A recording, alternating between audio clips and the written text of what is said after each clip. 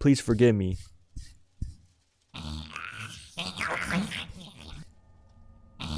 Oh my god. Midnight evil. Midnight evil. What? Wow, back to this freaking room. Awesome. I love this room, actually. Pretty cool room.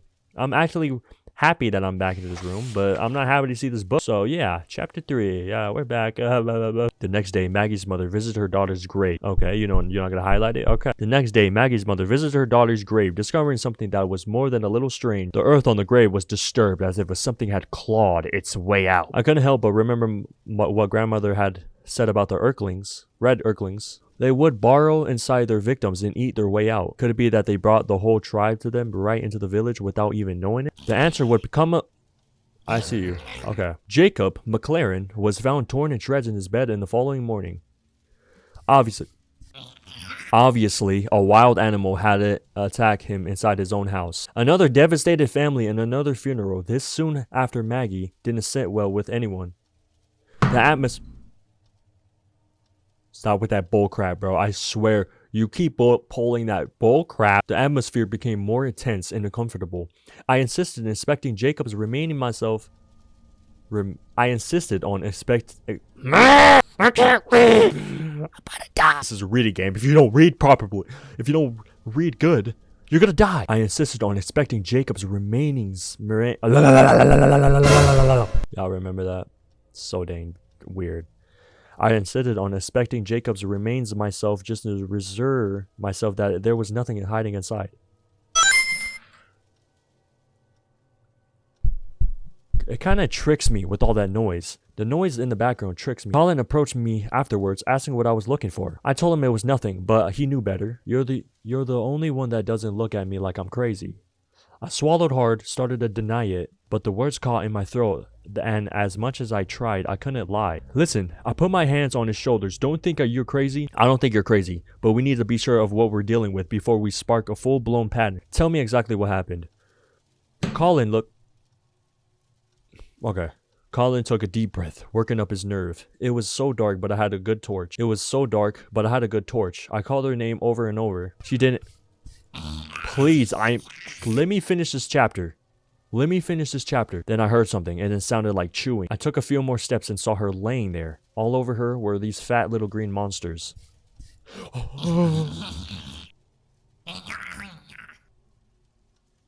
Okay. They had mouthfuls of pointy teeth that looked like needles and massive clawed hands. Just then a twig snapped under my foot and they all stopped. They were doing and looking right at me. That's when I screamed and they scattered. Yep. They be scattering around. They be like going around this room, bro. I think that's the one monster. They were gone before any of the grown-ups got to me. His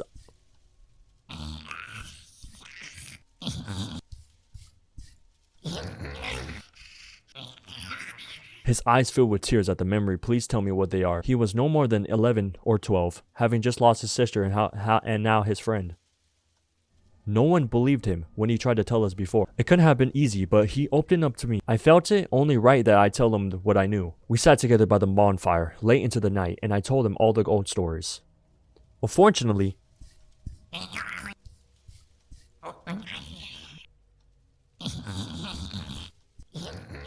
the one thing that my grandmother hadn't mentioned was how to get rid of them. Looking into the flames, I got an idea. I knew that the most unholy creatures were repelled by fire.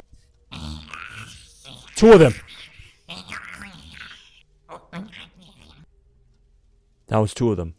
Wow, you sneaky little brats. I knew that most unholy creatures were repelled by fire. Colin folded his arms. We will just have to test what happens to the Urklings when it's on fire.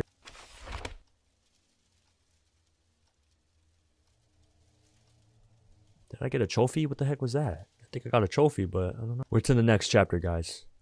Wonderful, wonderful, wonderful. Colin wanted to tell his friends about the Urklings, but I begged him to keep it a secret. If anyone knew that my grandmother had passed down her druidic teachings, it would only take one person to scream, which I would be as good as dead. He agreed and kept my secret.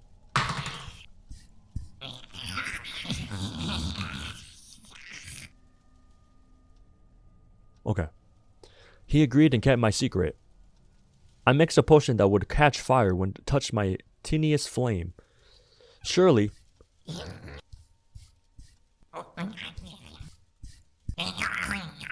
this would send it screaming to the underworld. He sat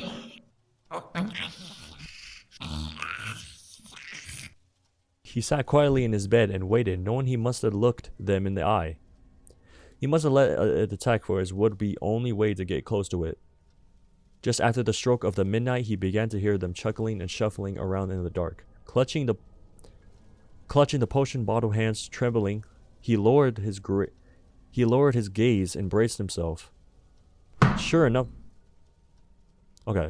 one of them leaped from his bookshelf and sank its teeth into the flesh of his arm. He screamed and unstopped the bottle. Emptying the contents over an green Erkling. It tore a tiny round chunk from his arms and gulped it down just as Colin shoved a candle right into its face.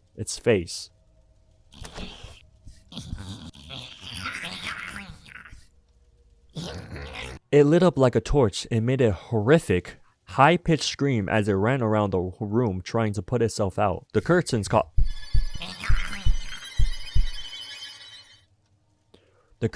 fire as 4 more Erklings sprung out from their hiding places. Colin ran outside and screamed, crawling his blood-soaked arm.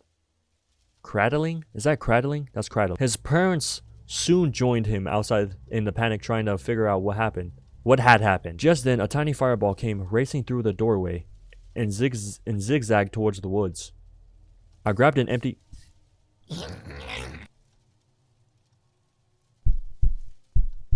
Oh my gosh, you again? Stop, you're so ugly, stop. I grabbed an empty glass jar from the cupboard and ran after it. Yeah, okay. The jar made a thunk sound as it landed over the flaming Erkling, and the fire quickly went out. To my horror, the thing wasn't dead. It didn't even look like it was dying. Though, blanking from being set ablaze, it was just spunky as ever. Ablaze. It didn't even look like it was dying. Blackened from being set ablaze, it was just spunky as ever. I quickly scooped up the jar and screwed the lid on. As I made my way back, some of the villagers were trying to put out the fire inside the house, and the others were tending to Colin's arm, telling him that he must have been a rat. I've never seen a rat quite like this. I shouted and held the jar up high so everyone could see. The instant they all looked in my direction, their jaws dropped open to Colin's face lit up for the first time since he'd lost his sister. Not head. He knew everyone finally saw that he had been telling the truth all along, and they all felt terribly ashamed for not believing him in the first place. Unfortunately, the joy of his small victory has short-lived. For over the next 3 days, we tried every method we could think of to kill the little wretch, but no matter what horrific thing we did, it wouldn't die. Horrific thing. No way!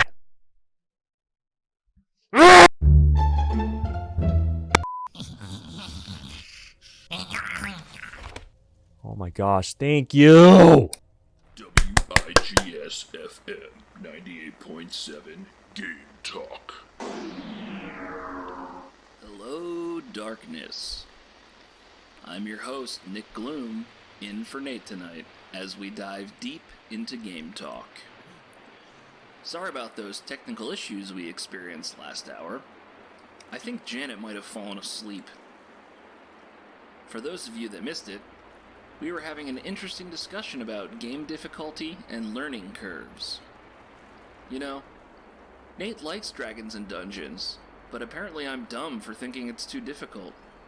Apparently, kids can play it. So what do I know? Kinda like my work in progress, Evil Midnight, which, as I mentioned earlier, if you weren't around, is going to be more of a horror game. I'm not really sure, but I would imagine, in a game like that, confusing the player could be an evil tactic. Something like grooming them up to expect one thing and then yank the rug out, so to speak. Anyway, I'm rambling. Hello, caller, you're on Game Talk.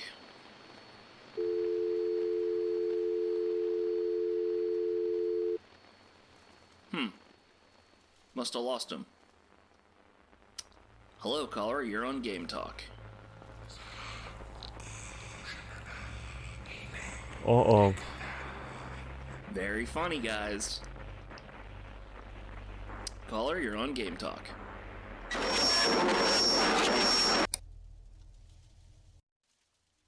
What just happened? What? Yep. Yep. That sounds familiar. That sound familiar. Yep. I've been there. Chapter 5. Honestly, I don't like this chapter 5. Honestly, I don't like seeing chapter 5. First, we had tried drowning it. We even had the priest bring us holy water when the water from the well didn't work. Cut off his head, but as soon as we shipped its neck, the head grew in a new body and the body grew in a new head. A new head. Who's that? What was that? What the heck? There was like a white monster here. What in the world? Now we're getting like new monsters? Are you serious? Now we're getting new monsters. Then we had 2 angry Earthlings in jars. It was immune.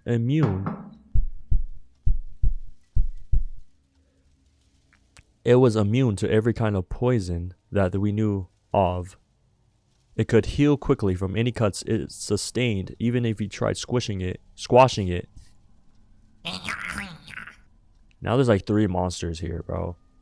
I don't know if I can do this, guys. Even if you tried squashing it flat, but it would just puff back up in a matter of few minutes. At this point, the Earthlings had invested every corner of the village. Parents had to stand guard over their sleeping children between the stroke of midnight and the first... Between the stroke of midnight and the first light of dawn, they became absolutely ravenous. It appeared that there was nothing else we could do, as much as I hated the thought... Bruh, stop doing. As much as I hated the thought of disturbing my grandmother, I knew that she was the only one that might be able to give me the insight as how I could get rid of them. Oh my gosh, next page, bro. No way. I asked Colin to meet me in the secret of her grave. I bought grandmother's old spirit board with me, which had every letter of the alphabet on it. Colin had placed it on a small grass cup upside down in the center of the board and waited. The idea of that, her spirit would guide the cup to the letters, and in doing so, it spell out a message to me. Yep, that's the monster. It was like grayish, kind of. What the heck? That was weird. Grandmother, I spoke aloud. I really need your help. Speak to us. I really need your help. Speak to us. Your magic is the only thing that can save these children. Your magic is the only thing that can save these children.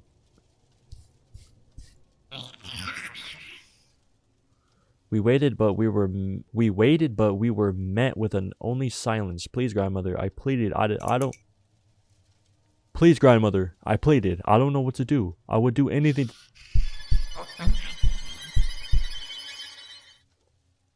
I don't know what to do. I would do anything to save these children. I would do anything to save these children. Anything, just tell me what to do, please. Just tell me what to do, please. I begged her to answer me, but the glass didn't move and no answer would come from the spirit board that night.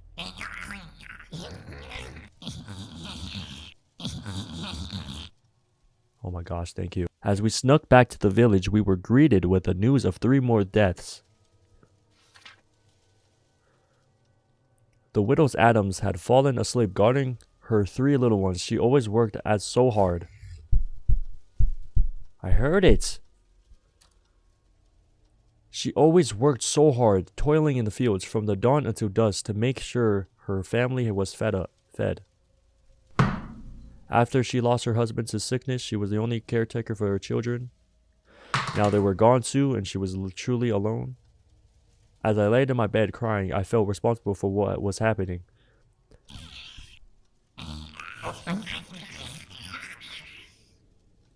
Okay, nice. Stop. I hadn't paid much attention as a child when my grandmother tried to teach me the old ways. If I had been a better student, I could have spared my people so much misery and death. Eventually, I drifted off to sleep. It was the only... My grandmother finally came to me in a dream and told me what I must do if I wanted to get rid of the village of the Earthlings once and for all. But there were imprisonments would come at a terrible price.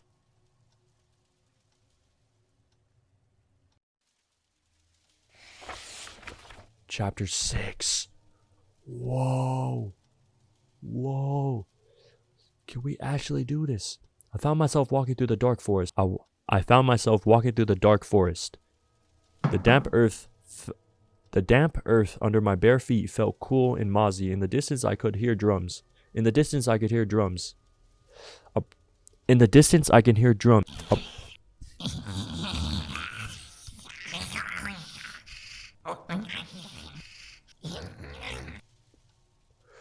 A bright light was shining through the trees. I continued. As I came closer, I would see people dancing around the fire. A beautiful woman stood with her hands outstretched towards the sky. It took me a moment before I recognized her. Grandmother, is that you? Hello, dear. I heard your call, but I could not come to you. I had to wait until you fell asleep to bring you here. What is this place? I asked, looking around. This is where all our people go when their time is on Earth ends. Heaven? Oh, you're so ugly. Stop. Get out of here. Can I stay here with you? No, my darling. I'm afraid you can't. I could see the sorrow in her eyes as she put a sympathetic hand on my cheek. In fact, if it was really mean to imprison all the Earthlings, you would never be allowed to take your place here. Imprison. My heart sank like a stone. What do you mean? If you wish to trap them, your immortal soul will be lost forever. Do you understand?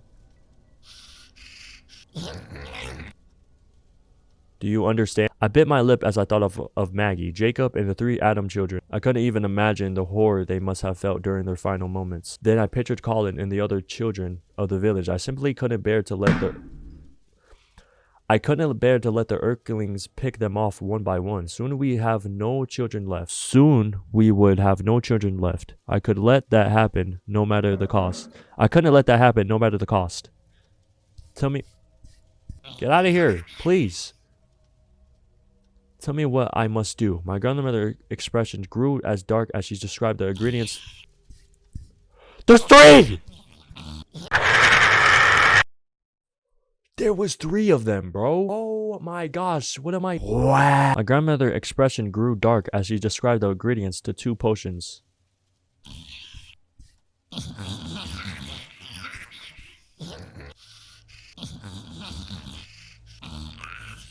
Oh my god. Have to perform to trap them within a cursed tomb forever.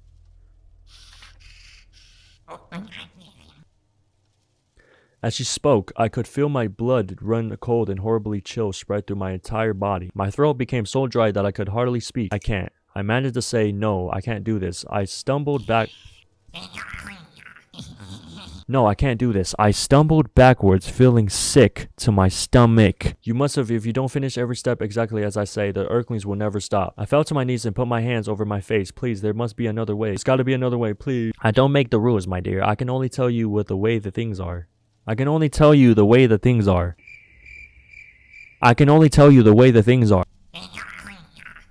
Like, I don't know why. Like, this thing is about to get, like, this book is about to, like, make me start rap. I sobbed pitifully, and my grandmother knelt down. Knelt? Is that knelt? My grandmother knelt down, putting her arms around me and holding me close.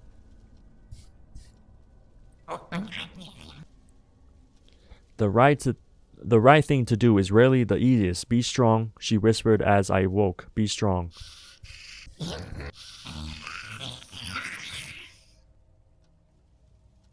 She whispered as I woke, be strong. As soon as I opened my eyes, I began to question the dream. Did my grandmother's spirit really visit me, or was it just my anxieties, mind playing tricks on me? anxious. Anxieties. I said anxieties? I don't even know what I just said. In my heart, I knew I had to cast this spell. I had to save them. In my heart, I knew I had to cast this spell. I had to save them.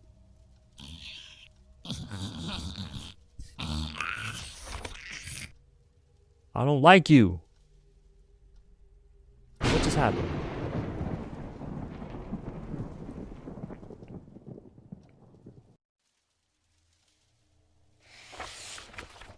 Oh my, how many chapters are in this freaking game?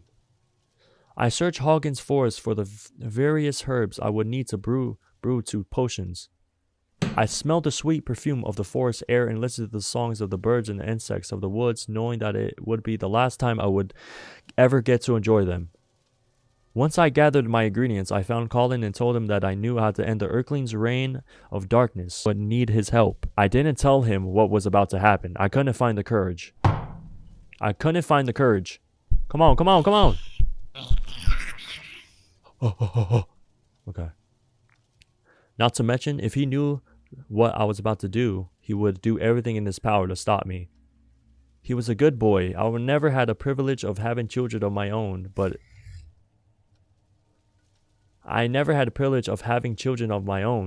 if I had, I would have wanted them to be just like Colin, O'Brien, brave, honest, and kind.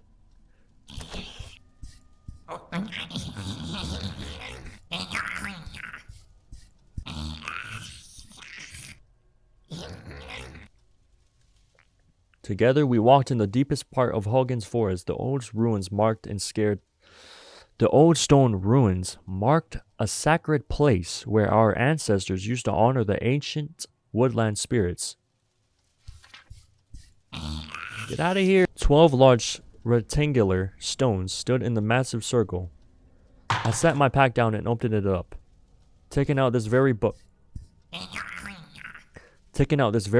I opened it to the first page and laid it into the center of the circle. Next, I took out the 2 potions, one black and one white. I gave Colin the small bottle that held the black liquid. You will never drink this. You will need to drink this. It will protect you. It will protect you.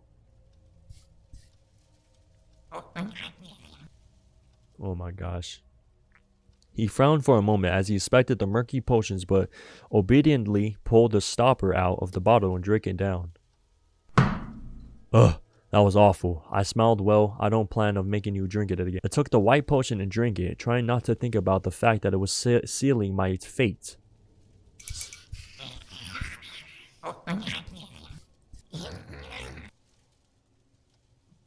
Oh my gosh. Oh, something doesn't feel right. Colin started wobbling. I'm sorry, my boy. I said sincerely. Truly, I am. His eyes rolled back and he fell into the deep, dreamless sleep. When he woke up, he found himself bound with rope and blindfolded.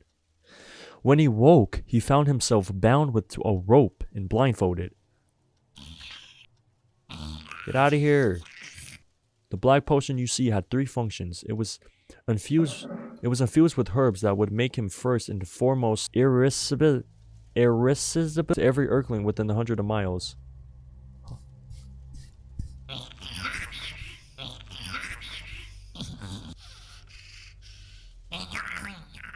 Can I close the door? I can't close the door.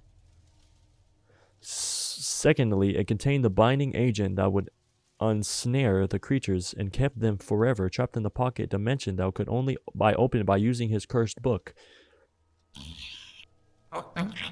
Oh my gosh. Thirdly, it incapacitated him long enough for him to finish the remaining steps of the spell.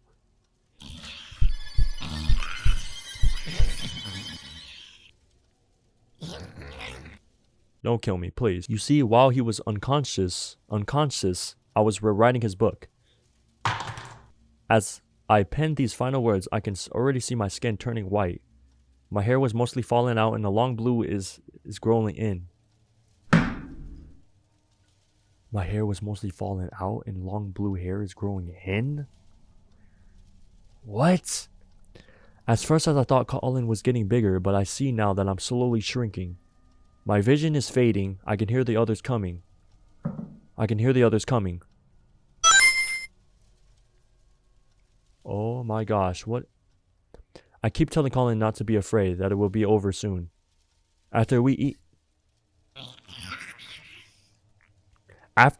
him, we will be trapped in the book. His screams will be the last thing I hear. Please forgive me.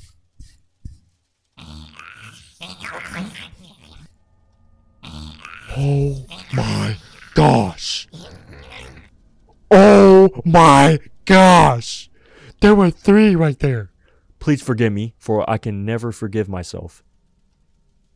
Please forgive me, for I can never forgive myself. What? Did we finish it? The sun rose, and William Crinkle was safe.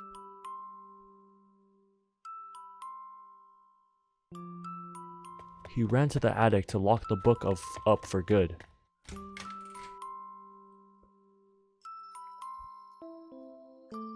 The chest was gone.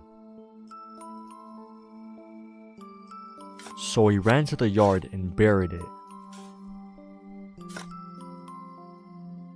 Burn it. Can you burn it? You probably can't burn it. Once done, he turned and saw a page on the ground.